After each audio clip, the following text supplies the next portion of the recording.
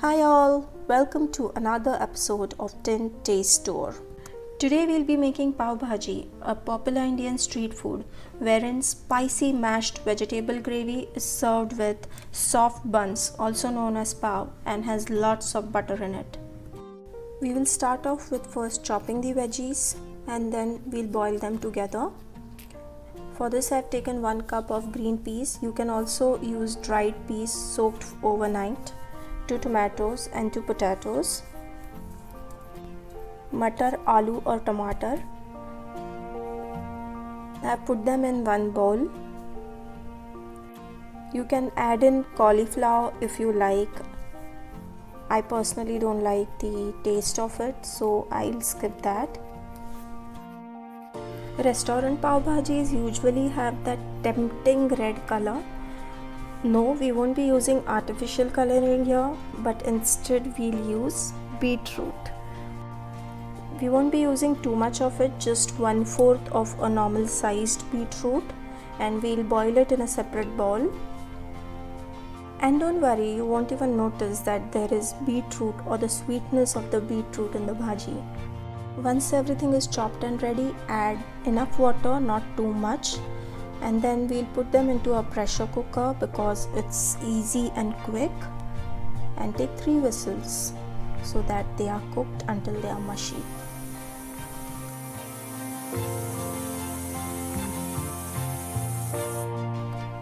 So the veggies are all cooked and ready. We'll mash them and just mash them until they are grainy or there are little chunks of veggies in each bite. We don't want to make a puree of this, but for the beetroot we'll make a puree though, because we want that beautiful red color to blend in with the bhaji. And now for the bhaji, take some finely chopped onion, medium size, 1 capsicum ya shimla mirch, 1 green chili slit in between for added spice, and a coriander. This pan has been heating for some time now. I'll add some butter to it. You can add more if you like.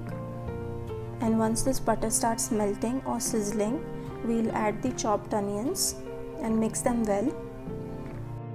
I have already used salted butter, so I won't be adding any additional salt for the onions to cook faster.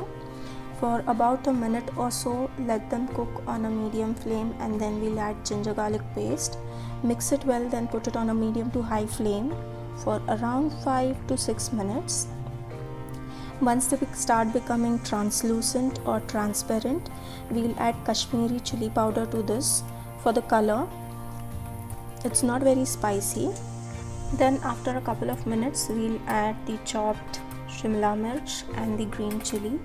Mix it well and then let it sit on the medium to high flame for some time. Then we'll add the pav bhaji masala. You can add more if you like, and this needs to be on the flame for some time until the spices or the flavor is soaked into the bhaji. After the shimla mirch is cooked really well, we'll add the mashed veggies into the pan and stir until everything blends well. At this point, you can also add some water to adjust the consistency. Don't add too much of it as it will become runny, and the gravy should be thick. Add the beet puree as well and mix it well, and then let this bhaji come to a boil. We had already added some salt when boiling the veggies, and also the butter is salted, so don't add too much of salt to the gravy. Once this bhaji comes to a boil and it's almost ready, we'll prepare some tempering to boost up the flavor and spice. Take some butter in a heated pan and add some Kashmiri red chili powder to it, and also some pav bhaji masala. Mix it well. Do not keep this for long on the flame as it will burn up the spices. After it's done, pour it into the bhaji or the gravy and stir it well. Also add some coriander for flavor. We'll keep most of it for garnishing, but for flavor some of it we'll add now. And now the pav bhaji is completely ready to be served.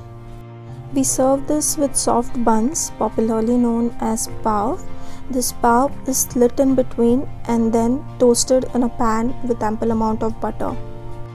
And that's how it's served, with a dollop of butter, garnished with onions and coriander, with a slice of lemon on the sides. This delicious and flavorful recipe is my all-time favorite, and I can have it any time of the day. And for the drill, do not forget to like and comment if you like this video, and also subscribe if you are new to the channel. If you try this recipe, do share the photos on my social media account. I would love to see them. For now, it's me, Pradnya, signing off.